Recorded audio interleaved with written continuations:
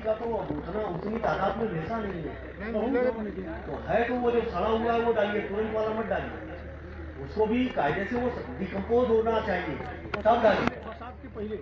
बरसात के पहले डालिए इसमें, या गेहूं के बुआई के पहले डालिए, लेकिन बशर्ते वो कम से कम 90 दिन का, एक बरसात खैले रहे गोबर, कम से कम वो 90 दिन, अगर मुर्गी वाला भी आप बीट यूज कर रहे हैं तो वो कम से कम 90 दिन का सड़ा होना चाहिए। हमारे के भ्रांत है कि मुर्गी गोबर एक बरसात खाया जाए तब उठा के डालते हैं। हम तो 90 ही दिन करें, आप तो और भी ज्यादा करें, बहुत बढ़िया होगा। कम से कम 90 दिन उसको सड़ना चाहिए, दूध में पिट में 90 दिन डाल के सड़ाना चाहिए, फिर डालना चाहिए, तब उसका कोई मतलब नहीं। अच्छा, ये मिट्टी का स्वास्थ्य है कैसे, ये कैसे पता चलेगा? कुछ करना पड़ेगा तभी पता चलेगा कि मिट्टी का स्वास्थ्य है कैसा। मिट्टी में नाइट्रोजन की कमी है, फास्फोरस की कमी है, पोटाश की कमी है, या किसी अन्य पोषक तत्व की कमी है, या मिट्टी का पीएच में जांच, मिट्टी की जांच, जो कि हम लोग मिट्टी की जांच भी हर साल करते हैं, करवाते हैं सैंपल लेके। अभी सैंपल सारे कलेक्ट कर लिए, अभी कुछ बाकी है? हाँ सर, अभी हैं, तो यहाँ से सैंपल कलेक्ट करें, यहाँ से। उसके लिए कोई शुल्क नहीं होता है, बस 1 रुपये 50 पैसे की पन्नी जो है वो आपने लगानी है, और घर में कोई ना कोई सामान लाए होंगे उसी में दे दो आप खाली करके। लेना कैसे है ये महत्वपूर्ण है। मिट्टी का नमूना, मिट्टी का नमूना किसी भी खेत से, ऐसे नहीं कि कहीं भी खेत से गए भर लाए मिट्टी और टेस्ट कर दिया, रिजल्ट आएगा, रिजल्ट तो आ जाएगा जो नमूना है उसके हिसाब से, सही नहीं, लेकिन वो समान नहीं है। अब समान कैसे आएगा, उसके लिए एक वैज्ञानिक तरीका है मिट्टी का नमूना लेने का। खेत है, खेत में 4 कोने हैं, चारों कोने से पहले तो मेड़ से 1 लाठा छोड़ के, उससे भी पहले ये देखिए कि ओछा ना हो, मतलब पेड़ की छाया ना हो उस खेत में, कि वहाँ पे पत्तियां गिर रही हैं, सड़ रही हैं, ऐसी जगह से नहीं लेना है। कोई गोबर का ढेर ना हो उसके आसपास से नहीं लेना है। हमें लेना है चारों तरफ मेड़ से 1 लाठा, लाठा समझ रहे हैं ना, 10-12 कड़ी, चारों तरफ से। यहां से लिया तो 1 लाठा, आगे से कोने से लिया, कोने से 1 लाठा नाप लिया, वहां से सैंपल लिया, चारों कोने से ये प्रक्रिया करनी है, और एक सैंपल उठाना है हमें खेत के मध्य से। बिल्कुल ठीक कह रहे हैं आप, मध्य से। अब ये नमूना लेंगे कैसे, ऐसे नहीं कि ऊपर से मिट्टी उठा लेंगे। फावड़ा आपके पास होता है, वी आकार का कट बनाना है। फावड़ा लेके एक बार इधर से मारा, और फिर मुंह इधर घुमा के अपोजिट साइड खड़े हो गए, फिर दूसरी तरफ मारा, तो इस आकार में गड्ढा बन जाएगा वी आकार का। और मिट्टी कहाँ की लेनी है, इसकी लेनी है, और इसकी गहराई लगभग 6 इंच होनी चाहिए, 5 से 6 इंच का।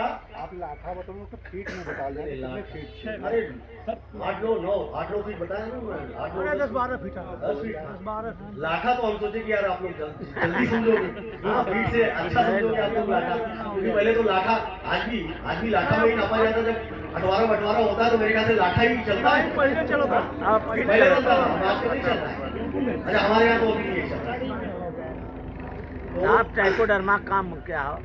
ट्राइकोडर्मा विरिडी एक फंगस है, ठीक है, ये एक कवक है, जैसे फंगस वाली बीमारियां होती है ना, लेड़ा वेड़ा लगता है, वैसे ही ये लाभदायक फंगस है ट्राइकोडर्मा विरिडी। गोबर सड़ाओ बदे काम नहीं, गोबर सड़ाने के लिए उसका काम ये है, अगर आपने उसको खेत में डाला तो जो भी फंगस होंगे, जो भी टारगेटेड फंगस है नुकसानदायक, उनको वो खत्म उनको वो खत्म करेगा। तो उसको खेत में डालना चाहिए। हाँ, खेत में डालना चाहिए, लेकिन इतनी मात्रा में उपलब्ध नहीं हो पाता है। उसके साथ समस्या ये है, तो खाद में मिला तापमान बहुत कंट्रोल करके उसको बनाया जाता है। उसका संवर्धन जो है वो कंट्रोल्ड एटमॉस्फेयर में किया जाता है, करके किया जाता है। हाँ, उसमें वो थोड़ा सा, एक्चुअली इतना नहीं होता कि 50 किलो नहीं आएगा पूरे खेत में डाल पाएंगे, किसी में मिला के उसको छींटना होगा। कार्ड आते हैं ना, कार्ड इसके, उसको मिला के किसी खाद में या मतलब कोई ऐसी चीज में मिला के उसको छींटना होगा। तो मिट्टी के नमूने पे वापस आते हैं। प्रश्न का जवाब देने के बाद हमें 5 से 6 फीट का गड्ढा करना है और ये दोनों रिजेस से ये जो कर्व है ना, यहाँ से सैंपल उठाना है। इसको खुरपी से थोड़ा थोड़ा या उंगली से 6 इंच नीचे 5 से 6 इंच का गड्ढा होना चाहिए वो, मतलब उसकी गहराई जो है 5 से 6 इंच होनी चाहिए। क्यों? क्योंकि जो भी हम कृषि आदान डालते हैं ना, जो पौधा लेता है जहाँ पे उसकी रूट जो जहाँ तक जाती है वहाँ तक का आपको निकालना है, उसके नीचे नहीं जाना। पेड़ अगर कोई लगाना है तो उसकी जड़ें बहुत गहराई में जाएंगी, तो उसके लिए नीचे तक का चाहिए। लेकिन हम जो फसलें उगाते हैं रबी और खरीफ में, उसके लिए 5 से 6 फीट पर्याप्त है। वहां से थोड़ा सा फर्ज करिए, एक गड्ढे से हमें इतना मिट्टी मिला, थोड़ा सा वो रख लिया पॉलीथीन में, पॉलीथीन लेके आगे बढ़ गए। दूसरा गड्ढा भी हमने ऐसे ही बनाया, खुरपी से दोनों रिजेस से खुरच के इतनी मिट्टी वहां से निकाली। 5 सैंपल हमने ऐसे एक ही पॉलीथीन में कलेक्ट किया, एक ही। अब उसके बाद खेत से बाहर आइए, एक पल्ली बिछा दीजिए, बोरी प्लास्टिक की कुछ भी ऐसा कोई नीचे बेस जिस पे आप मिट्टी फैला सकें, उस मिट्टी को फैला दीजिए गोलाकार में, आयताकार में, जैसे भी आप फैलाना चाहते हैं। उसके बाद उसमें उंगली से क्रॉस का निशान लगा दीजिए फैलाने के बाद। खतरा वाला होता है ना, अब ये इसलिए कर रहे हैं कि वो इतना जो 5 जैसे नमूना आपने उठाया है ना, उतना मान लो हो गया 2.5 किलो 2 किलो 2.5 किलो मिट्टी, और नमूना टेस्ट करने के लिए कितना चाहिए? 150 से 200 ग्राम बस। लेकिन अब उसमें से 150 से 200 ग्राम कैसे सुनिश्चित करेंगे कि ये समान है? तो ये करने के लिए प्रक्रिया करनी पड़ती है। फैलाया मिट्टी को बराबर से, क्रॉस का निशान लगाया, आमने सामने वाली मिट्टी हमने ले ली, इधर और इधर वाली निकाल दी। मतलब या तो इधर वाली ले ली, सामने वाली निकाल दी, एक तरफ की आमने सामने की ले ली। आधा लेना है, आधा हो गया वो सैंपल, फिर उसको फैला दिया, फिर यही प्रक्रिया दोहराई। तब तक हम इसको दोहराते जाएंगे जब तक कि वो नमूने का साइज 150 से 200 ग्राम मिट्टी ना हो जाए। जब वो हो गया कि हाँ ठीक है 150-200 ग्राम हो गया, पन्नी में डालिए, एक शीट पे अपना बॉल पेन से, जेल नहीं, जो छिटकने वाली जो बॉल पेन होती है ना, उनसे अपना नाम, पिताजी का नाम, गांव का नाम, अपना पता, मोबाइल नंबर और किस खेत से आप मिट्टी ले रहे हैं। भाई नमूना लैब में जाएगा, टेस्ट होके आ जाएगा, लेकिन आपने किस खेत की, फर्ज करिए आपने 2 खेत की मिट्टी दी है, अब आपको कैसे पता चलेगा कि ये किस खेत की है? तो उसके लिए उस खेत का आपको कोई नंबर डालना होगा, डिमार्केशन करना होगा कि नीम वाला, सड़क वाला, ट्यूबवेल के बगल वाला, मतलब कुछ ऐसा कोडिंग आपको, या A B आपने मान लिया ये A है और वो वाला उसके बगल वाला B है, या तो खतौनी नंबर पर डाल दें। हाँ, मतलब जिससे आपको पता चले कि ये रिपोर्ट जब आएगी, ये इस तरह की रिपोर्ट आती है, जब ये रिपोर्ट आएगी तो आपको पता होना चाहिए कि ये A वाला है या B वाला है, या का वाला है या खा वाला है, कौन से खेत वाला है, क्योंकि दोनों के रिजल्ट लगभग अलग होंगे, काफी चीजें अलग होंगी। कुछ चीजें समान दिखेंगी आपको, पीएच मान वगैरह थोड़ा बहुत, बाकी और चीजें भिन्न होंगी।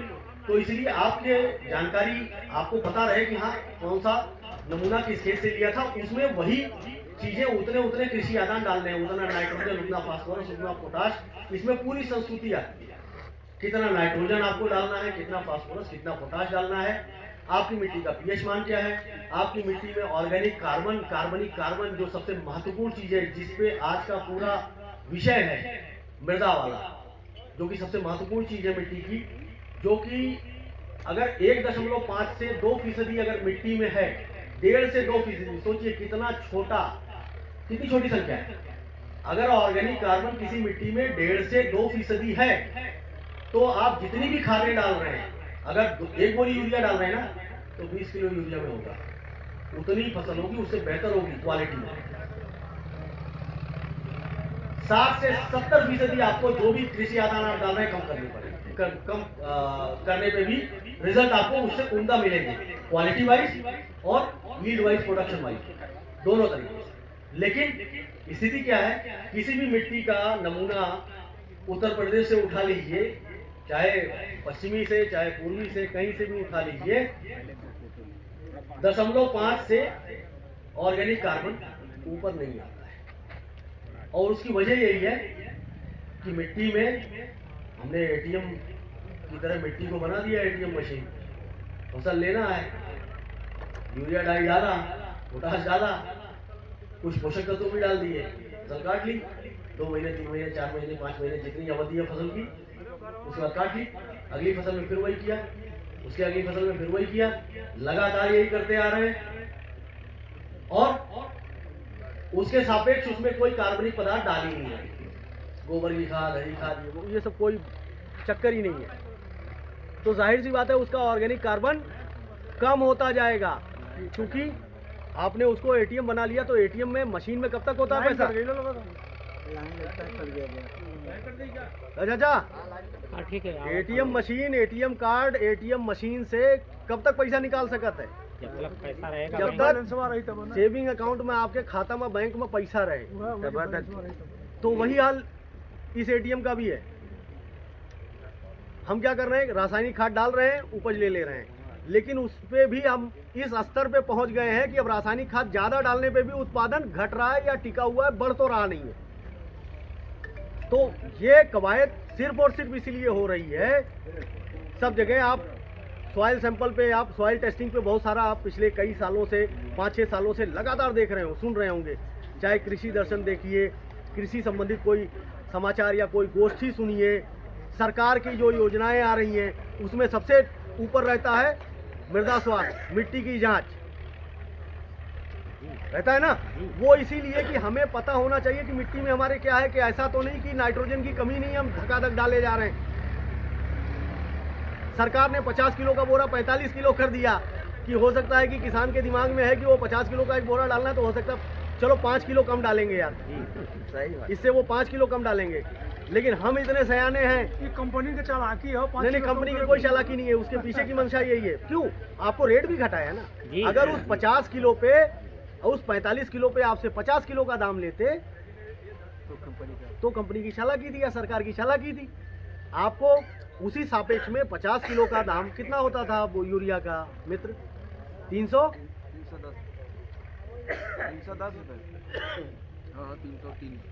303-4। और आज कितना है एमआरपी? 266 रुपया। तो उसके सापेक्ष में 5 किलो का दाम नहीं कम हुआ, है ना। लेकिन हमने क्या किया कि वो हम सरकार से ज्यादा तेज निकले, और वो भ्रम में। तो हमने क्या किया, वो एक बोरे का सीधे 5 किलो का बदला लेने के लिए हमने एक बोरे को डबल कर दिया, 2 बोरा कर दिया। 5 किलो घटाया ना, हम 45 किलो और डाला। ये होता है, हो रहा है ना, ये मजबूरी में डालना पड़ रहा है। ये तो मैं सरकारिज्म में बोल रहा हूँ, ये मजबूरी में डालना पड़ रहा है। क्यों? क्योंकि उपज नहीं हो रही है, और उसकी मूल में है मिट्टी की समस्या, मिट्टी का स्वास्थ्य। ऑर्गेनिक कार्बन है नहीं, 0.5% से ज्यादा ऑर्गेनिक कार्बन नहीं है। तो जो भी कृषि आदान हम डालेंगे, जैसे अगर डीएपी की बात करें, तो जो भी डीएपी हम डालते हैं, अगर 1.5 से 2% जिस मिट्टी का ऑर्गेनिक कार्बन है, जो कि नॉर्थ ईस्ट में है, खाली वो जो 5-6 स्टेट है ना, त्रिपुरा, मेघालय, नागालैंड, सिक्किम, मिजोरम, वहां पे है, वहां पे 2 से ऊपर है ऑर्गेनिक कार्बन। बाकी उसके अलावा हिंदुस्तान के किसी भी भूभाग में 1% पूरा नहीं है। कुछ जगहों पे 0.8, 0.9 तक, 0.7 तक है कुछ स्टेट्स में, जहाँ पे रासायनिक का उपयोग कम हो रहा है। बाकी हमारा नॉर्थ इंडिया की अगर बात करें, पंजाब, हरियाणा से लेके आप चले जाइए बिहार, झारखंड तक, उत्तर प्रदेश होते हुए, यहाँ की स्थिति बहुत बहुत विकृत है। तो इसको सही करने के लिए सबसे पहली चीज़ है कि हम मिट्टी की जांच कराएं। वो नमूना लिया जाता है, करीब हमारे यहाँ लैब में 5 लैब है हमारी ऑल इंडिया। कभी बेंगलोर भेजते हैं, हमारी 2 लैब में जाता है, कभी बेंगलोर जाता है, कभी भुवनेश्वर जाता है। 2 से 2.5 महीने में इस तरह की आपको एक रिपोर्ट मिलती है। ऐसे ही किसी मीटिंग में, फार्मर मीटिंग ऑर्गेनाइज की जाती है, किसान सभा, उसमें ये वितरित किया जाता है कि अब ये रखिए। हाँ, आज मान लीजिए आप नमूना दे रहे हैं, तो गेहूं में उसका इस्तेमाल उस रिकमेंडेशन का नहीं कर पाएंगे, क्योंकि वो आएगी जनवरी फरवरी एंड में। धान से उसका आप उपयोग कर सकते हैं, इस रिकमेंडेशन का, इसमें जो संस्तुति दी हुई है, धान की फसल से आप कर सकते हैं, और लगातार 3 साल तक इसमें जो अंकित संस्तुतियां हैं पोषक तत्वों की, उसका इस्तेमाल आप 3 साल तक अपने खेत में कर सकते हैं। उसके बाद फिर आपको जांच करानी है, क्योंकि 3 साल एक मैक्सिमम पीरियड होता है। उसमें मिट्टी का पीएच मान में भी चेंज आता है, ऑर्गेनिक कार्बन के स्टेटस में भी चेंज आता है, बहुत सी चीजों में बदलाव आता है। Thank you.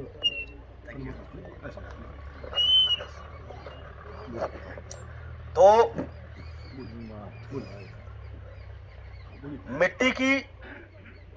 मिट्टी का नमूना आप लोग देंगे ना? अभी खेत खाली है, सब तो नहीं बोए गए, जो खाली है उनमें से ही लेना है। तो यादवेंद्र जी, यादवेंद्र है, ये कोऑर्डिनेट करेंगे और आप लोगों के यहाँ से जो भी इच्छुक हैं किसान भाई, उनसे वो नमूना लेंगे और हम टेस्ट करा के आपको फरवरी के आसपास, फरवरी एंड तक हम आपको ऐसे ही एक STRR रिपोर्ट आती है, सॉइल टेस्ट रिपोर्ट, उसके माध्यम से आपको उपलब्ध कराएंगे। ओह सॉरी, कोई बात सॉरी लाइए पहनना क्या है, खड़े रहिए। अच्छा हाँ, ये ठीक है, झंझट नहीं है।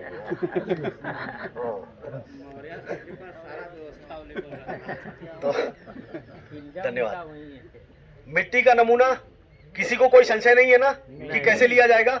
चाहे हमें दें, चाहे सरकार की फैसिलिटी में आप टेस्ट कराएं, लेकिन टेस्ट जरूर कराएं। बिल्कुल उसको टेस्ट जरूर कराइए। सरकार में हो सकता है कि 2-4-5 रुपए हो सकता है, 10 रुपए फीस में भी की लगती हो, टोकन चार्ज, या हो सकता है वो भी मुफ्त होता होगा, मुझे उसका आइडिया नहीं है। हाँ, लेकिन हमारी कंपनी फ्री ऑफ कॉस्ट करती है, निःशुल्क, वो सेवा निःशुल्क है और निरंतर चली आ रही है। साल में करीब करीब हम लोग 3200-3300 नमूने पे अभी तक पहुंचे हैं, लेते हैं, जो दोनों सीजन मिला के। वो हर साल बढ़ता ही जा रहा है, 200-400 उसमें आईडी हो रहा है, क्योंकि इतने सारे नमूने एनालाइज करके हिंदुस्तान, ऑल इंडिया के, और उनको समय से पहुंचाना, ये भी एक चैलेंज होता है। टेस्टिंग फैसिलिटीज भी हमारे पास पहले 2 हुआ करती थी, आज की तारीख में 5 हैं अलग अलग शहरों में, 5, लेकिन उसके बाद भी वो कम पड़ रही है। अभी तो जितनी ज्यादा हो उतनी कम है, क्योंकि जमीन बहुत है। उस रिकमेंडेशन का आप, जो भी आपके STRR में आएगा, रिपोर्ट में आएगा, सॉइल टेस्ट रिपोर्ट में, उसका आप अनुपालन कीजिए। और कृपया आंख बंद करके एक चीज कही जा सकती है, यूरिया की मात्रा कम कीजिए। हमारा जो NPK रेशियो है, जो आदर्श अनुपात होता है, 4:2:1। 4 मतलब 4, अगर 4% नाइट्रोजन और 2% फॉस्फोरस और 1% पोटाश, ये आदर्श रेशियो है मिट्टी में खाद को डालने का। और हम हैं कहां पे? आप बता सकते हैं कोई? लगभग एक अंदाजा लगाइए ना। 4:2:1 में के मुकाबले हम कहां पे हैं? कितना होगा हमारा अनुपात? अंदाजा नहीं, 4 का कितना हो सकता है? 8 गुना। नहीं, इतना नहीं है, इतने में तो, इतने में चल जाएगी। इक्का दुक्का। देखिए, अपवादों को उदाहरण नहीं बनाया जाता, उदाहरण एक कॉमन लॉट को लेके बनाया जाता है। देखिए, चलिए मैं बता रहा हूं आपको, मैं बता रहा हूं, 12.5 अनुपात 1.7, 2 की जगह जो फास्फोरस का अनुपात है वो भी 1.7, वो भी लुढ़क गया है, थोड़ा लुढ़क गया है। वो हम कम डाल रहे हैं। कभी कहते हैं ना कि कभी उपलब्ध नहीं है, तो कभी रेट बहुत ज्यादा है, हाँ, कभी ये है वो है, तो उसका अनुपात भी थोड़ा सा खिसक गया है। जो 2 था पहले, अभी खिसक गया है थोड़ा सा, पिछले 2-3 सालों में। वो मेंटेन हो जाएगा अपने आप, उपलब्धता बढ़ेगी, आप अपने आप खरीदेंगे। पोटाश 1, वो ठीक है, क्योंकि हमारी मिट्टी में पहले से भी काफी मात्रा में पोटाश है, तो पोटाश डालने की उतनी आवश्यकता नहीं होती।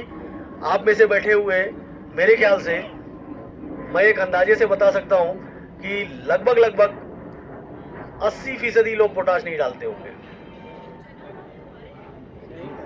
एक भी सीजन में नहीं डालते होंगे, या 2 साल में एक बार डाल देते होंगे किसी सीजन में, हाँ? और जब तक ये 800-900 की थी, तब तक हम डालते थे। कम से कम 2 सीजन में 1 सीजन में तो डाल ही देते थे, चाहे धान में चाहे गेहूं में। सस्ता रहो तो लोग डालत रहो। मैं वही कह रहा हूँ, मैं पहले कहा ना 800-900 की रेंज में थी, जैसे ये 1700 गई, बंद कर दिए। पोटाश तो बंद कर दिए अक्सर लोग। लेकिन आप ये बताओ, वह सुनते तो डालो ना सब। ये आप बताओ मेरे को,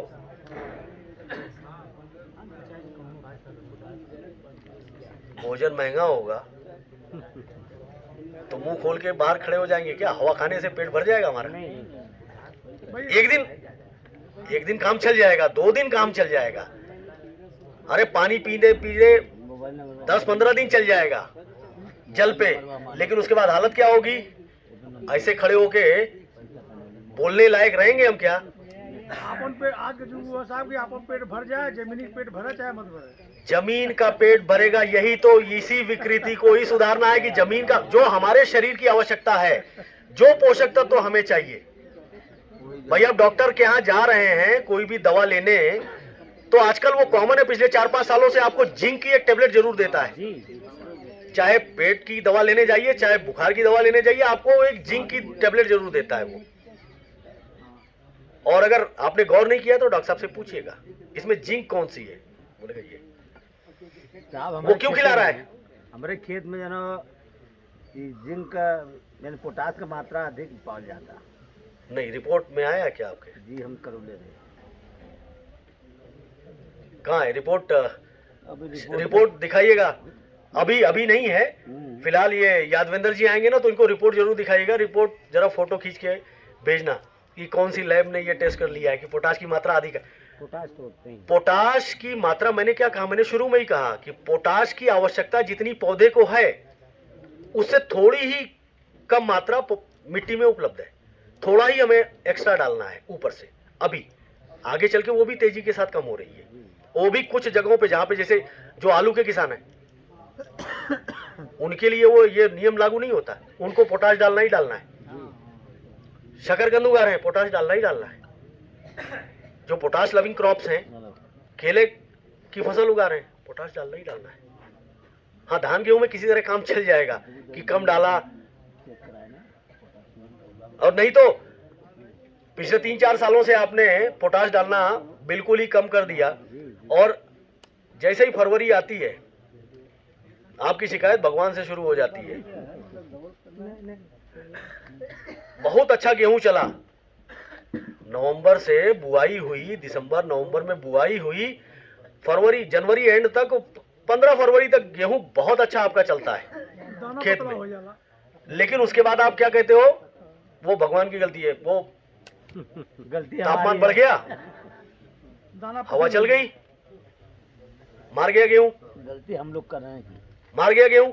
पिछले 4-5 सालों से यही बहानेबाजी हम चला रहे हैं, हम सभी। उसकी मूल वजह हम नहीं जा रहे, मूल वजह में नहीं जा रहे। मूल वजह उसके पीछे है पोटाश की कमी। पोटाश हमने डाला नहीं। पोटाश का काम सबसे, पोटाश डाला जाता है बुआई और रोपाई के समय, काम कब करता है? सबसे आखिर में। पोटाश का काम क्या है? कोई बताएगा मुझे पोटाश का क्या काम है फसल में? दाना कड़ी को जोड़ना, हर खाद की कड़ी को जोड़कर पौधे को देना मुख्य काम उसका है, जो हमें दिखाई देता है। रासायनिक पे नहीं जाते हैं, केमिकल लोचे में नहीं जाते हैं, हम अपनी भाषा में उसको समझते हैं। पोटाश का मुख्य काम है दाने की मोटाई, चमक, साइज को में समानता देना, बढ़ाना, और उसकी आउटर लेयर जो है उसमें शाइन, चमक लाना, जिससे उसकी मार्केट वैल्यू बढ़ती है। ऐसा गेहूं लेवी पे खट से खरीदा जाएगा, अलग रेट में खरीदा जाएगा, या साहूकार अलग रेट में खरीदेंगे, अच्छे रेट में खरीदेंगे। और जो उसी वैरायटी का, उसी के बगल वाले खेत का गेहूं, वही वैरायटी उसी किसान ने लगाई है, और अगर उसमें पोटाश की कमी है तो जाहिर सी बात है वो दाना थोड़ा सा 19 होगा, 18 होगा, तो उसका दाम कम लगेगा। तो वो कभी कभी ऐसा होता है कि तापमान एकाएक बढ़ गया। वो तापमान कोई ऐसा नहीं कि वो फिर सस्टेन करता है 20-25 दिन, फ्लक्चुएशन होते हैं। तो खाली एक वो वजह नहीं है, कभी कभी वो वजह भी होती है कि तापमान एकाएक शूट अप कर जाता है, जब बढ़ जाता है एकाएक, दिन और रात के टेम्परेचर में एकाएक जब तब्दीली होती है तो ये होता है। लेकिन ये हर साल नहीं होता, ये हर साल नहीं होता, ये कभी कभी होता है। भगवान की हमसे कोई दुश्मनी नहीं है, तो आप जनवरी में लोग गेहूँ बोते पतला तो हो गए थे। हाँ तो वो तो देखिए लेट बोएंगे तो लेट वैरायटीज बोइए, लेकिन अब जनवरी में बोने वाला तो फिर वो कोई ऐसा गेहूं तो नहीं है। माल भी अब होने को हो जाएगा, पतला होला, पतला होगा, हल्का होगा। और हमारे यहाँ की हमारे यहाँ का जो टाइम है पूर्वांचल का, वो फिर जनवरी बहुत लेट है उसके लिए, जनवरी काफी लेट है। आप बिहार जाइए, हाँ ठीक है, वहाँ जनवरी में बोइए। बिहार में, नॉर्थ बिहार के अंदर और बढ़ेंगे तो ठीक है, जनवरी में भी वहाँ पे ठीक है एवरेज यील्ड मिल जाती है। वहाँ की जलवायु उस टोपोग्राफी में उस तरह की है। मिट्टी को पहचानना, उसकी जरूरत को पहचानना बहुत जरूरी है। मिट्टी को वही पोषक तत्व तो चाहिए, नाइट्रोजन हमें भी चाहिए। हाँ, कहाँ मिल रहा है, कहाँ से मिल रहा है? हवा से। पौधे को भी हवा से मिल रहा है। वो तो एक्स्ट्रा जरूरत है पौधे की, जो हमें यूरिया के रूप में या डाई में भी 18% है, एनपीके फर्टिलाइजर में भी अलग अलग प्रतिशत होते हैं नाइट्रोजन की, उसके माध्यम से एक्स्ट्रा हमें देना पड़ रहा है। और ये जो भी खादें हम दे रहे हैं, फर्ज करिए डाई अगर डाल रहे हैं और 1.5 अगर ऑर्गेनिक कार्बन का स्टेटस है उस मिट्टी में, तो मैक्सिमम 30% खाली पौधा लेगा, 30%, 30%। बाकी पौधे को जरूरत नहीं है, पेट भर गया उसका, बाकी वेस्ट है। जब 1.5 होगा ऑर्गेनिक कार्बन, और हमारे यहां कितना है 0.5 या उससे नीचे, तो इसका परिणाम क्या होगा कि जो 1 बोरा डाई डालने में काम चल रहा था, जिसमें 30% ले लेता पौधा, उसके लिए 1 बोरा हम डाल रहे हैं, अब उसका 30% तो लेगा नहीं। जब 1.5 पे 30% ले रहा है पौधा, तो 0.5 या उससे कम है 10 से 15% लेगा। तो हमें क्या करना होगा, 1 बोरा डाई की जगह 2 बोरा डाई डालनी होगी। ये लोग वही कर रहे हैं, यही हो रहा है ना, ये हो रहा यही हो रहा है। लेकिन हम उसको ये नहीं समझ पा रहे हैं। कभी हम उस डाई के बोरे को कोस देते हैं, दोष दे देते हैं, कभी मौसम को दे देते हैं, सारी चीजों को दे देते हैं। लेकिन ये करने से पहले ये नहीं देखते ये 3 की तरह हैं, ये 3 हमारी तरफ है।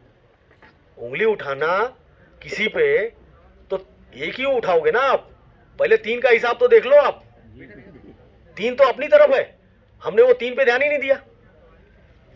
बस दूसरे को, कभी रिटेलर ने बदमाशी, कभी कंपनी ने बदमाशी, कभी भगवान ने, वही घूम रहे हैं। और सबसे महत्वपूर्ण चीज क्या है कृषि में, सबसे बड़ी विसंगति क्या है, और खास करके उत्तर प्रदेश में, इवन बिहार भी हमसे बेहतर है। बिहार के किसान भी हमसे बहुत बेहतर है, बेहतर नहीं बहुत बेहतर कहेंगे। कायम बदे क्यों? क्योंकि वो अपनी मिट्टी को पकड़ के चल रहे हैं। मिट्टी में, मिट्टी के स्वास्थ्य से वो समझौता नहीं करते हैं। सिटी कंपोस्ट, जैसे यहाँ पे यूरिया डाई रेक से आती है ना रेलवे के, 2600 टन एक साथ, 2500 टन एक साथ, वैसे ही वहाँ पे हमारी कंपनी और एक और कंपनी है, ये रेके लगाती हैं 2600 टन। किसकी? City compost. शहर का जो कचरा सड़ा के और उसको इनोकुलेट करते हैं बैक्टीरिया से बेनिफिशियल, और उसको ऑर्गेनिक कार्बन से इनरिच करते हैं और मिट्टी में डालते हैं। जो मैं बोल रहा था ना कि आप ट्रॉली की खाद डालोगे तो 1 ट्रॉली 1 बीघे में डालोगे तो वो 2 बोरी में काम होगा। वो हमसे बेहतर है। हाँ चाचा क्या कह रहे हैं? 1 ट्राली से 90 का फायदा है, जब 2 बोरी में काम हो जाता है। वही तो, अगर आप नहीं करेंगे तो जाहिर सी बात है विकल्प आएगा। भाई नाइट्रोजन की कमी हुई तो यूरिया का विकल्प आया ना। आपने पहले हिचकिचाहट में नहीं डाली, बड़ा उसमें बवाल हुआ। बताते हैं लोग कि चोरी छिपे सरकारी अधिकारी कर्मचारी रात में जाके छींट के भाग जाते थे। अगर परमिशन लेके किसान की डालते थे तो ऊसर हो जाएगा खेत, तुम हमारा बर्बाद नाश कर दोगे खेत हमारा, ये नहीं डालेंगे। और उनको तो सरकार को जवाब देना था। आज सल्फर की क्या स्थिति है? आज के 10 साल पहले आप सल्फर अपने मन से खरीदते थे क्या? बिल्कुल नहीं। आज लगभग 1 से 2 पैकेट तो आप खरीदने लगे और डालने भी लगे। तो ये उसी पहले, आज के 10 साल पहले की अगर बात करें तो हो सकता है आपको नो डाउट तकलीफ होता है। जब हम जो चाहते नहीं और हमें दुकानदार जबरदस्ती देता है तो हमें तकलीफ होगी। कि मुझे चाहिए नहीं, लेकिन उस मिट्टी को चाहिए। देखते हैं। इसीलिए ये चीजें की जा रही हैं कि वो यूरिया के साथ आपको यूरिया लेवा तो सल्फर एक पैकेट ले पड़े। अब वो एक्चुअली गलती वहीं हो गई। 1 एकड़ में 6 से 8 किलो सल्फर की मात्रा होती है, जरूरी होती है। फसल दर फसल, जैसे तेल वाली फसल, दाल वाली फसल उगा रहे हैं तो 8 किलो डालिए, सब्जी वाली उगा रहे हैं तो 8 किलो प्रति एकड़ डालिए, और अगर धान गेहूं उगा रहे हैं तो कम से कम 6 किलो। इसीलिए 6 से 8 की डोज रखी गई है। लेकिन हम डालते कितना है? 1 बीघा में 1 पाकिट, और वो भी कौन सा? उसमें भी हम ढूंढते हैं 50 वाला मिल जाए तो ज्यादा अच्छा रहा। पिछली बार मिला रहा। हाँ, सही बात। अरे 50 से लेके 150 रुपया किलो तक हो। अच्छा वाला सल्फर सब उसी रेट में है। हाँ। ये 50 वाला सल्फर है ही नहीं। सबसे बढ़िया एक्सल गमने डालल जाला। एक्सल एवन है। सल्फर के बहुत विकल्प हैं। सल्फर का एक सबसे बेहतरीन विकल्प है जिसमें आपको अलग से 1 पैसा नहीं खर्च करना है। 20-20-0-13 किन लोगों ने अपने खेत में डाला है? पहले 20-20-0-13 एक खाद आती है, जो मिक्सर NPK। अरे वो है ना कि हमने बुआई करल जाला हमेशा। वो जो 13 है ना, हाँ। वो सल्फर है। मतलब 100 किलो के कट्टे में 13%, तो 50 किलो के कट्टे में 6.5 किलो। मैंने DAP से बुआई नहीं करी थी, मैंने मिक्सर से बुआई कर दिया। बहुत अच्छा है वो। DAP डालना बंद कर दीजिए, हम तो कह रहे हैं। आप डालना बंद कर देंगे, हम बेचना बंद कर देंगे। नहीं चाहिए DAP। सही बात। क्योंकि मिक्सर का यूज ज्यादा कर दिया। DAP का दौर शुरू, भाई वो शुरू किया गया था, वो शुरू किया गया था। आज आप ये बताओ, आप मोपेड पे बैठ के चलना आप पसंद करोगे क्या? चाहे नौजवान को तो छोड़ दो, आप नौजवान तो इस कैटेगरी, इस प्रश्न से ही बाहर है। हम बुजुर्गों से और मिड एज लोगों से पूछ रहे हैं, कोई मोपेड जो अभी आज की डेट में हीरो होंडा या पल्सर या कोई और अन्य बाइक चला रहे होंगे, वो मोपेड आपको दे दी जाए तो मोपेड चलाना पसंद करोगे क्या? बेइज्जती हुई उनकी। या दूसरा, अरे मोपेड तब लेते थे, तब चलाते थे जब और विकल्प नहीं थे। आज विकल्प है भाई। एम्बेसडर कार नहीं कर, बंदी हो गई अब तो। कौन खरीदता? जब एक से एक लेटेस्ट मॉडल हर महीने बाजार में आ रहे हैं लॉन्च हो रही है, तो वो लेंगे। तो डाई शुरुआती दौर था, उससे बेहतर विकल्प NPK के आज की डेट में कंपनीज ने उपलब्ध कराए। लेकिन आज के किसान DAP पे ढेर मार कर रहा था कि उसको खाद का माने मानसिक अक्टूबर नवंबर के महीने में खाद का मतलब डाई, और उसके अलावा जुलाई अगस्त कह लो आप, और इधर आप दिसंबर जनवरी फरवरी कह लो, खाद का मतलब यूरिया। परिभाषा किसान की अपने हिसाब से बदल लेता है किसान हमारे बहुत होशियार हैं। अक्टूबर नवंबर के महीने में खाद का मतलब डाई। हमें सिर्फ एक दिमाग में रहता है, डाई लेना है, डाई डालना है। पूछो समिति पे कब आ रही है या प्राइवेट में है कि नहीं है। देखो नहीं होगी तो पैसे जो भी है ले लो, बाद में मिलेगी नहीं। और कहीं समाचार में सुन लिया, कहीं इधर उधर से सुन लिया, तो और जाके पहले बुआई करनी है 20 दिन बाद, और 20 दिन पहले हम जाके वहां पे धरना दे रहे हैं। हाँ, हल्ला मच रहा है। और सर जी को और बुला लिया कि थोड़ा मीडिया कवरेज भी दे देना, तड़का तब लगेगा, मजा तब आएगा। हाँ? तो क्यों हम डाई के पीछे भाग रहे हैं भाई? डाई के तमाम सारे विकल्प हैं। अब जो आलू उगा रहा है किसान, उसको 10-26-26 करके NPK ग्रेड आता है, उसको वो डालना चाहिए। तो डाई में साहब इतना गड़बड़ क्वालिटी एक आई लो बीच में कि डाई तो नमी लेके गल जाएगी चाहिए, वो सिटकी देखिए उसके लिए भी हमने कहा ना कि आप लेना बंद कर देंगे तो हम जैसे लोग बेचना बंद कर देंगे। अगर डिमांड है, ग्राहक है, तो सप्लायर भी तो रहेगा ना। अब आपको अच्छा सफेद वाली डाई अच्छी है, काली वाली अच्छी है? सफेद वाली। आपका व्यक्तिगत मत हो सकता है। वो किस डाई की बात कर रहे हैं कि सिटकी की? वो उस पे भी आ रहे हैं, वो डाई है ही नहीं, वो जिसकी बात कर। हाँ, आप कंफ्यूज हो रहे हैं। कौन सी डाई? टीएसपी जो पीपीएल के अभी आई है, और टीएसपी तो हमारी जबरदस्त घुलती है 95%। अभी उसमें नाइट्रोजन होता ही नहीं है। नहीं, नाइट्रोजन उसमें नहीं है, हाँ, तो उसमें खाली फास्फोरस है 46%। तो आप वाली खाद बड़ी अच्छी और खाद है। ये टीएसपी जो है, पहले जो टीएसपी सप्लाई हो रही थी आज के 5-6 साल पहले, वो 10 साल पहले वो घुलती नहीं थी। ये तो 97% से ऊपर घुल जाती है। एक्सपेरिमेंट करके गिलास में खुद ही देख लो आप।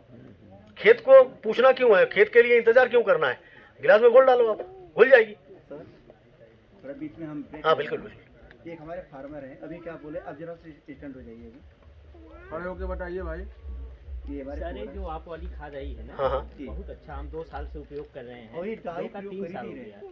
एनपीके। कोई डाई, हाँ, कोई टमाटर में देते हैं, कोई डाई नहीं देते हैं। अच्छा, जय किसान प्रो, हाँ, बहुत अच्छी इसमें मैंने अभी बताया ना थोड़ी देर पहले, इसमें 10% ये विशुद्ध कार्बनिक खाद है, विशुद्ध।